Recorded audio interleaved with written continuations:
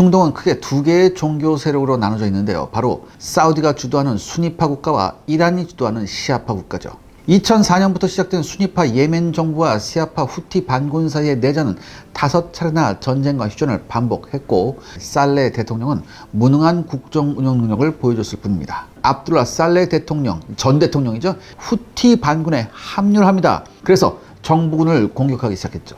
사우디는 수니파 국가들에게 지원을 요청합니다. 12개국이 연합한 수니파 연합군이 만들어지고 100대 이상의 전폭기가 동원된 전격적인 공습이 시작됐습니다. 사우디와 UAE의 전투 방법은 전형적인 미국 방식이었습니다. 중요 공항을 장악한 이후 이곳을 거점으로 삼아 전폭기와 공격 헬기를 출격시킴으로써 화력으로 적을 물리치는 형태였죠. 후티 반군이 사용한 전술은 대전차 지뢰나 IED, 급조 폭발물이죠. 이걸 매설하거나 포넷이나 메티스 대전차 미사일을 발사해 수니파 부대를 정지시키고 치고 빠지는 전술을 사용합니다. 그런데 후티 반군의 전술은 이런 히트앤런만 있는 게 아니었습니다.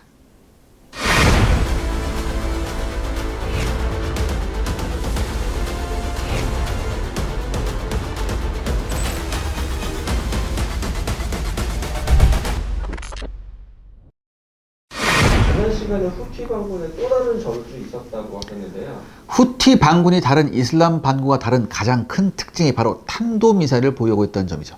지난 시간에 설명드렸듯이 후티 반군은 압둘라 살레 전 대통령의 세력을 흡수했고요. 그 과정에서 러시아제 스커드와 토치카 탄도미사일 등을 확보합니다. 2015년 9월 4일 사우디군과 UAE군, 예멘 정부군을 포함한 수니파 연합군은요, 수도인 사도를 공략하고자 예멘 마리부주에 집결한 상태였습니다. 후티 반군은 수니파 연합군을 상대로 SS-21 토치카 전술 탄도미사일을 다수 발사했고 엄청난 비극이 발생합니다. 사우디군 대변인은 9월 4일에 있었던 탄도미사일 공격으로 사우디군 10명과 바레인군 5명이 전사했다고 발표합니다. 그리고 같은 날 예멘 수도 사나에서 120km 떨어진 마리부의 탄약창에서도 반군의 탄도미사일이 날아와 UAE군이 무려 45명이 전사했고요. 이외에 수많은 수니파 연합군이 전사합니다. 2015년 7월에 시작된 지상전 이후부터 9월 4일까지 UAE군 총 사망자가 80여 명 정도로 알려진 것과 비교하면 45명의 전사자가 얼마나 큰 것인지 우리가 알 수 있죠.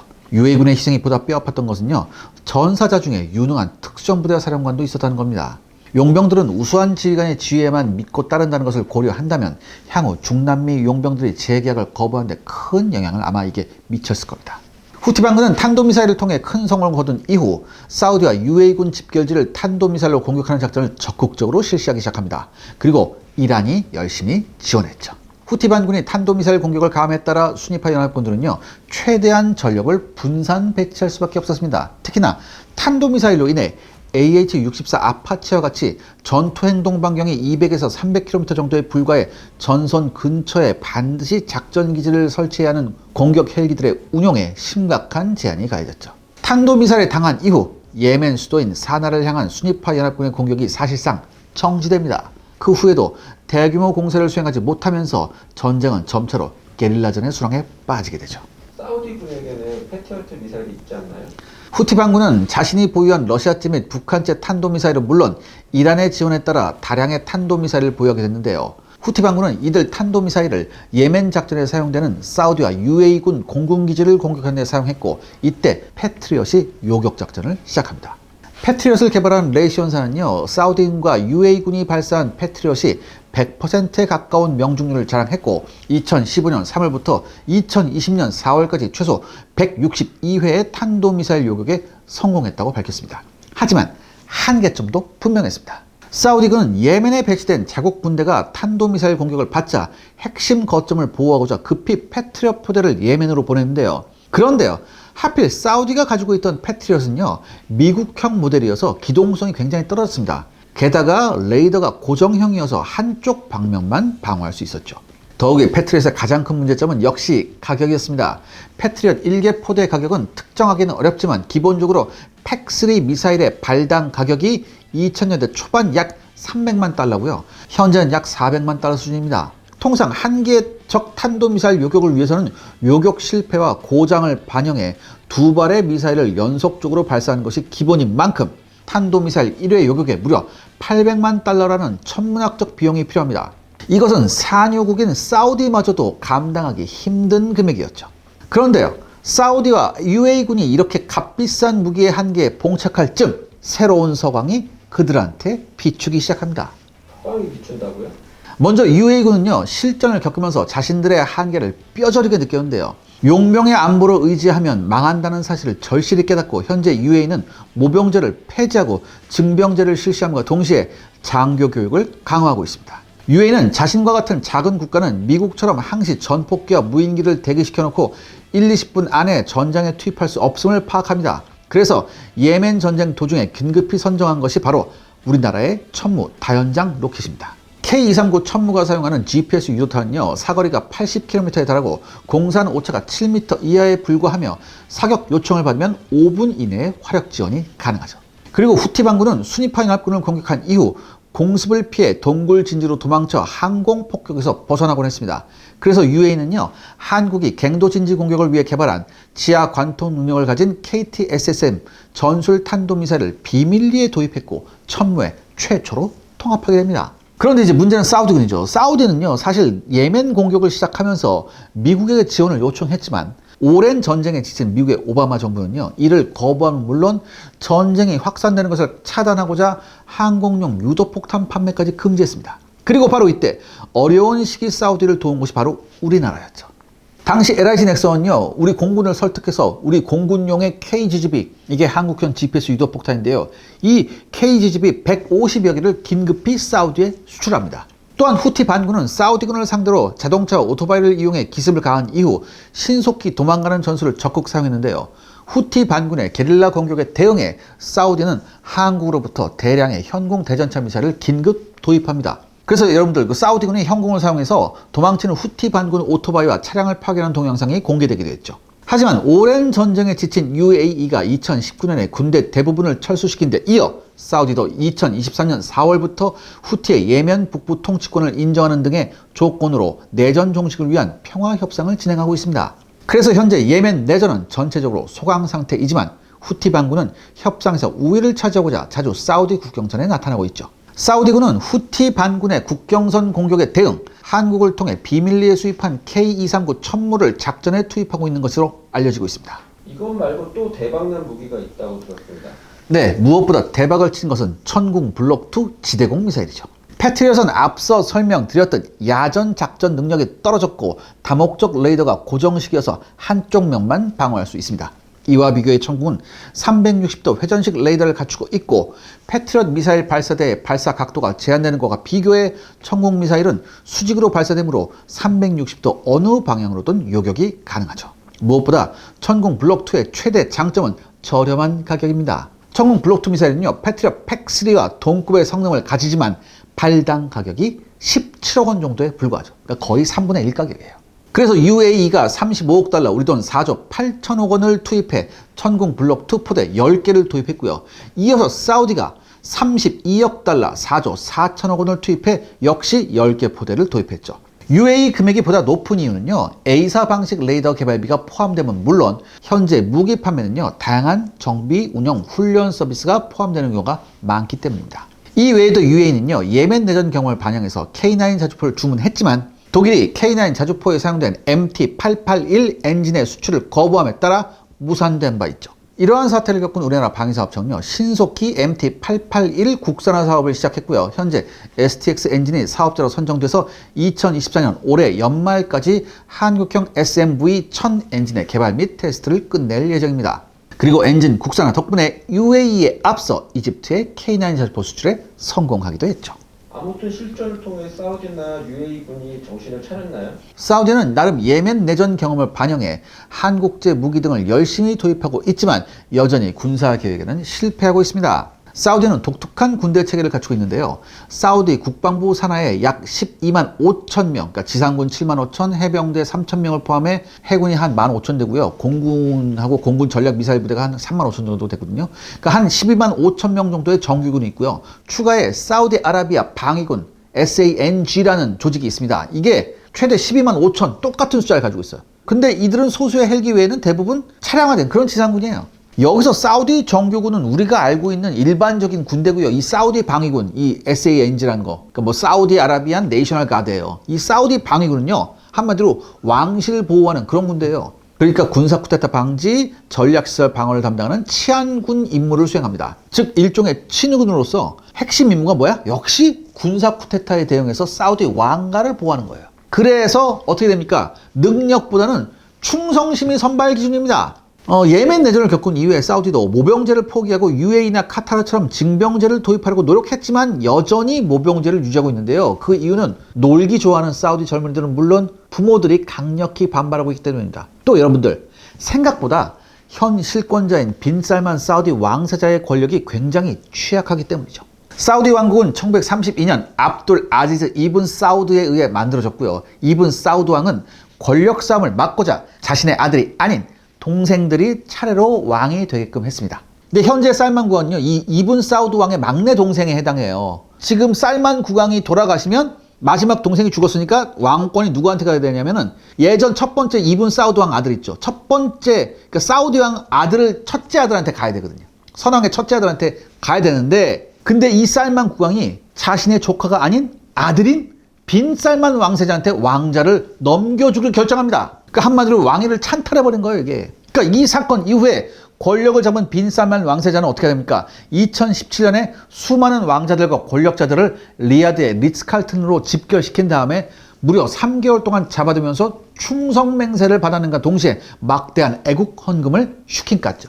그리고 지속적으로 왕위를 찬탈할 가능성이 있는 왕자들을 체포해 감옥으로 보내고 있습니다. 당연히 사우디 내부에는요, 빈살만 왕세자에 반발하는 세력이 많기에 빈살만 왕세자는 국민들의 지지를 얻고자 여러 인기 정책을 쏟아내고 있죠. 그 중에는 영화관 허용이나 여성들의 운전면허 취득도 있습니다. 그러니까 여러분들 2017년 최근까지 진짜 몇 년 전까지 사우디에는 영화관도 없었고요, 여자가 운전도 못했어요.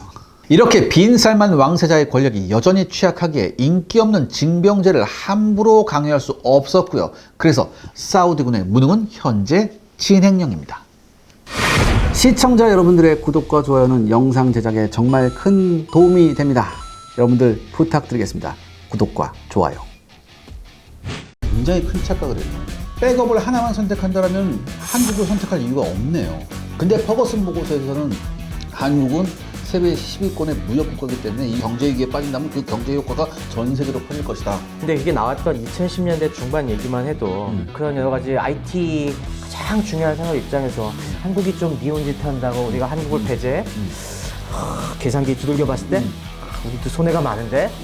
밉지만 그냥 한번 하고 난 다음에 그냥 안고 가자. 그럴 수 있었을 텐데 과연 지금도 그러냐? 아, 지금은 아니에요? 나 이러면 안 되는데.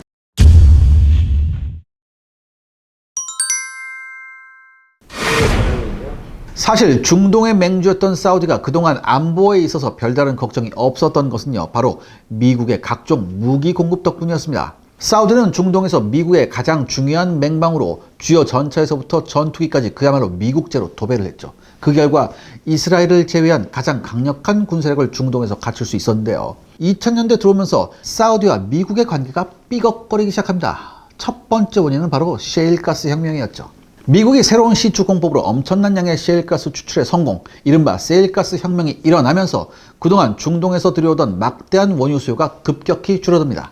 한 발 더 나아가 미국은 원유 수입국에서 원유 수출국으로 변모했죠. 사우디 입장에서는 가장 큰 고객이 떨어져 나가면서 수출에 구멍이 생겼습니다. 그리고 바로 이 공백을 중국이 메워주면서 이제는 가장 큰 손이 중국이 됐죠.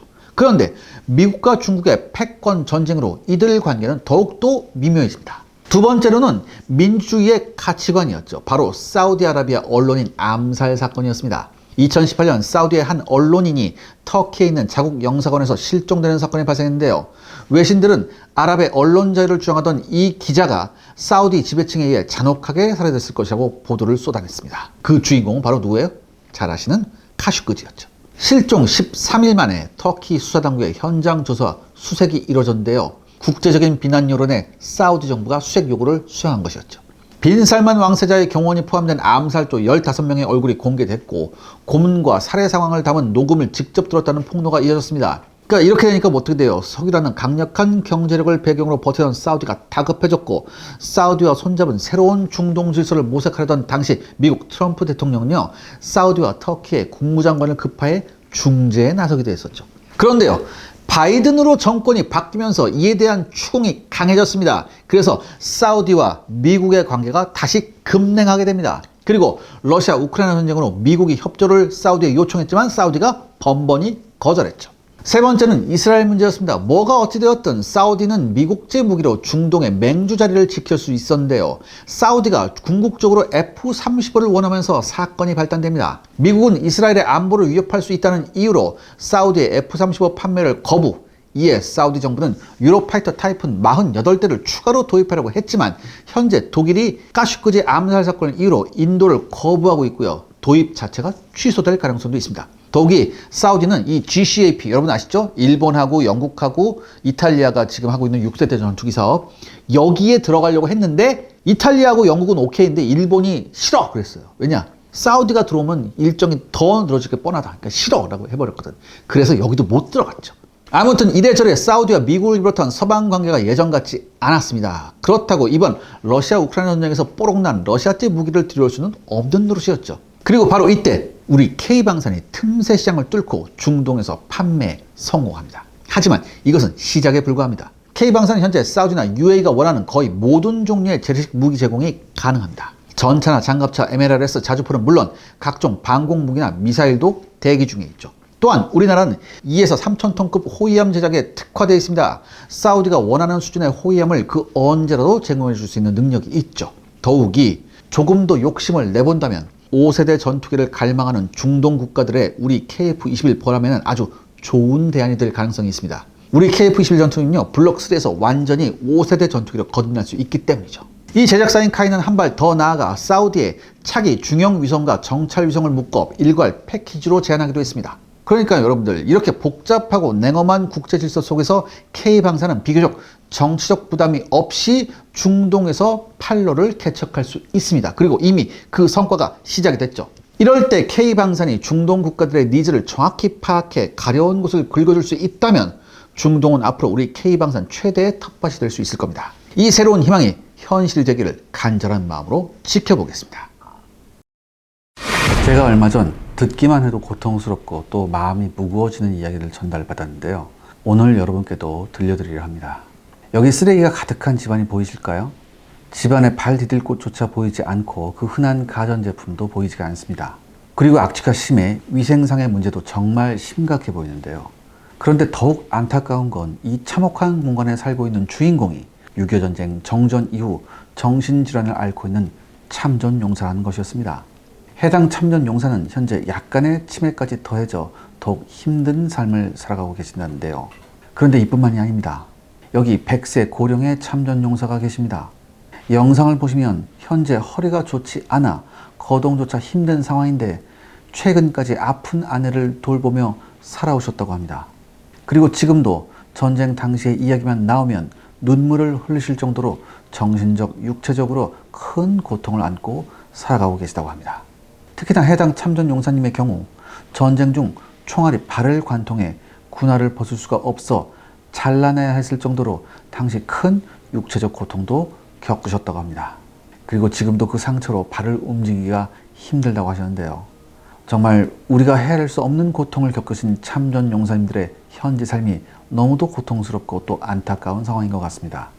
제가 이 소식을 6.25 참전용사 후원기업인 인프레시를 통해서 듣게 되었는데요. 실제 인프레시가 사각지대에 놓인 참전용사들을 직접 찾아다니며 그들의 이야기를 듣고 심각한 현 상황을 알리는 일을 하고 있습니다. 앞서 소개해드린 쓰레기 더미에 사는 참전용사님께는 청소업체를 통해 조금 더 나은 환경에 사실 수 있도록 인프레시에서 진행하고 있습니다. 또한 100세 참전용사님께는 현재 가장 필요한 후원금을 전달해 드렸다고 합니다. 제가 인프레시와 협업을 하면서 느낀 건 정말 어려운 참전용사분들이 여전히 많다는 겁니다. 참전용사분들께서는요, 지난날의 엄청난 노고에 비해 현재 너무도 힘든 삶을 살아가고 계십니다. 그렇게 저는 인프레시를 통해 여러분께 전해드린 이 순간들이 참 뜻깊다고 생각합니다. 그리고 우리 시청자분들이 인프레시를 통해 많은 동참을 해주셨다고 해요. 실제 동참으로 인해 이렇게 많은 참전용사분들을 매번 꾸준히 지원할 수 있었다고 인프레시에서도 우리 시청자 여러분께 감사의 인사를 전했습니다. 최근 인프레시가 참전용사분들의 노고와 헌신을 알리면서 얼마 전에 후드티를 출시했습니다. 겨울이 다가오고 있기도 하고 여러분이 일상 속에서 역사를 간직했으면 하는 마음으로 제작이 되었다고 하는데요.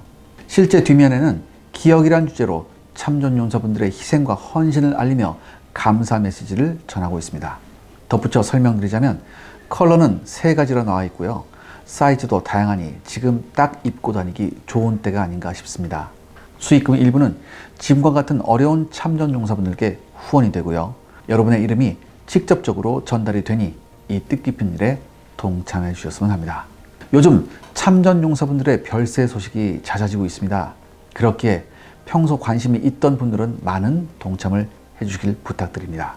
후드티 구매 천원 아래 고정 댓글을 통해 남기겠습니다. 감사합니다.